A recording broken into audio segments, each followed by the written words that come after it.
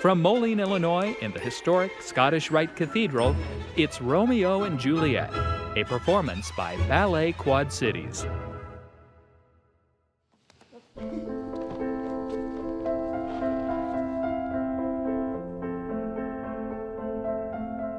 I knew when our audience showed up to the theater that they already knew that Romeo and Juliet were going to die.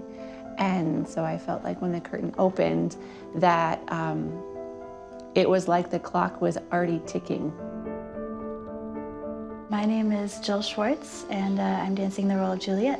This is the ultimate love story, so anyone can relate. Anyone that's ever loved anyone can relate, and how people feel when there's, if there's someone slipping, how it feels when someone they love is slipping away from them. And they're helpless, there's nothing they can do about it. This ballet opens with angels, and they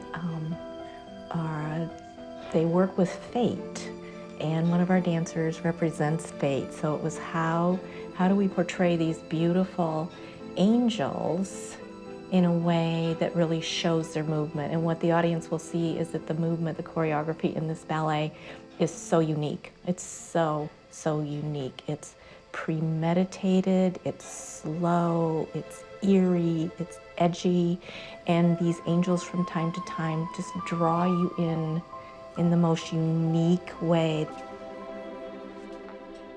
I'm Patrick Green, and I'm dancing the part of Romeo.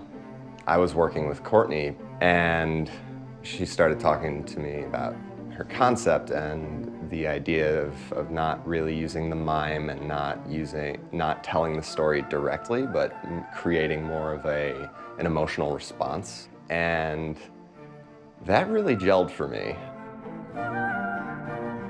Courtney Lyon, the artistic director, didn't want acting necessarily.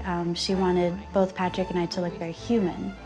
So when we were first choreographing it, she wasn't adding in any flourishes or any, well, you should have this emotion at this part. Or it was very simple, and it took a while to figure out what I wanted to bring to it or add to it. And moments of that, I didn't want Juliet to be this sweet little thing that is so innocent and naive, because in the play, she has some sass and she has a little bit of bite, and she's right on board with the whole thing, and she's a little defiant. The emotional part of the role is definitely the most challenging. There's such a diverse amount of emotion. It goes from happy to out of control to happy to angry rather quickly. I wanted to, of course, honor Shakespeare, but I didn't want to mimic him.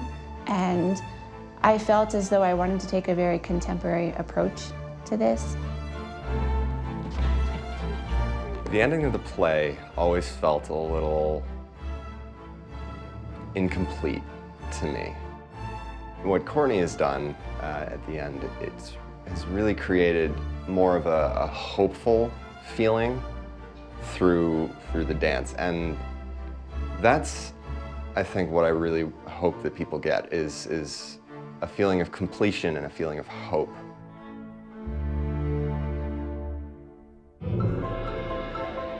I feel like people go in knowing they're going to see a story that is driven by fate.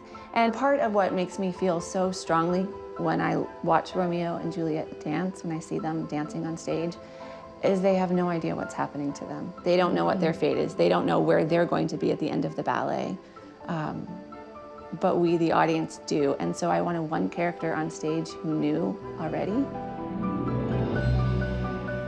My name is Jake Lyon, and I play the part of Fate.